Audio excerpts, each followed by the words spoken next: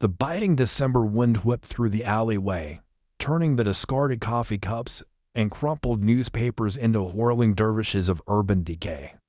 I hunched deeper into my thin jacket, my breath misting in the frigid air, a stark counterpoint to the warmth radiating from the bakery window just a few feet away.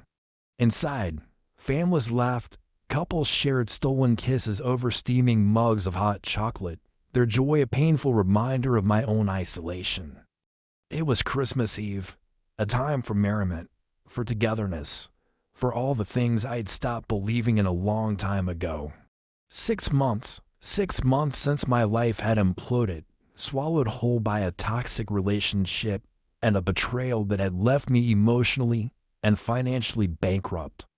I'd lost my apartment, my job, my carefully constructed life, all because I dared to trust the wrong person. Now, with nothing but a backpack of meager belongings and a heart full of bitterness, I was adrift in a city that felt as cold and unforgiving as the December wind. Spare some change, sir, for a hot meal. The biting December wind whipped through the alleyway, turning the discarded coffee cups and crumpled newspapers into whirling dervishes of urban decay. I hunched deeper into my thin jacket, my breath misting in the frigid air, a stark counterpoint to the warmth radiating from the bakery window just a few feet away. I hesitated, a familiar wave of cynicism washing over me. I'd been down this road before, my attempts at kindness met with ingratitude, my generosity exploited. Trust, once given freely, was now a precious commodity, carefully rationed, guarded fiercely. Sorry, I muttered, averting my gaze, the words catching in my throat, a bitter taste in my mouth.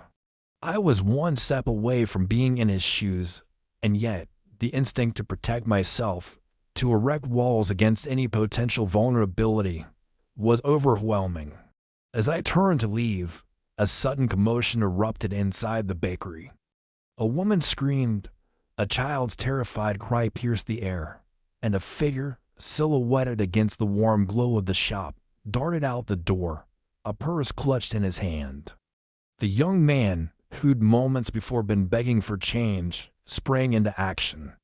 With a speed and agility I wouldn't have expected from his thin frame, he charged after the thief, disappearing into the labyrinthine alleys, his desperation echoing in the shouts and curses that followed.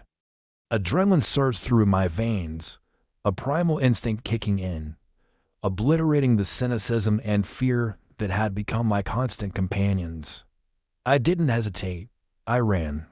I followed the sounds of their struggle, my breath catching in my throat, my heart pounding against my ribs. I found them in a deserted alleyway.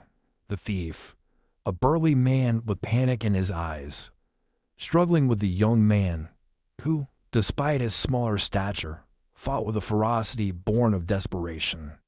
Without thinking, I grabbed the discarded brick, its weight surprisingly reassuring in my hands. Leave him alone. I screamed, my voice hoarse but steady, the years of pent-up anger and frustration finding an unexpected outlet. The thief, startled by my sudden appearance, hesitated, his eyes darting between me and the young man, who was now back on his feet, his face blooded but resolute. It was all the opportunity they needed. The young man landed a well-aimed kick to the thief's shin, sending him sprawling onto the pavement, the stolen purse skittering across the ground. He didn't hesitate. He grabbed the purse and ran towards me, his eyes wide with gratitude. Thank you. He breathed, his voice shaky, his hand reaching out to touch my arm in a gesture of heartfelt appreciation. And in that moment, something shifted within me. The carefully constructed walls I'd erected around my heart crumbled.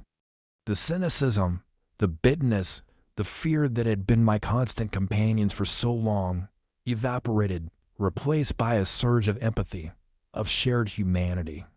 This young man, homeless, hungry, and facing his own struggles, had risked his safety, his well-being, for a complete stranger. And here I was, with a roof over my head, courtesy of a generous friend, food in my stomach, and a support system I've been taking for granted, refusing to spare a few dollars, a moment of compassion. It was a stark, brutal realization, a slap in the face that jolted me out of my self-pity and forced me to confront the ugliness of my own cynicism. The thief, the stolen purse, they were irrelevant. What mattered was the inherent goodness of this young man, his willingness to help, his belief in something larger than himself. It was a belief I had lost, a part of myself I thought had been extinguished. But as I watched him disappear down the alleyway, the stolen purse tucked safely under his arm, a single thought echoed in the silence. That's what makes me go from 0 to 100 real quick. The realization that even in the darkest of times, even in the face of my own struggles, the kindness of strangers, the unwavering flicker of humanity, has the power to redeem, to inspire, to remind me that there is still good in the world.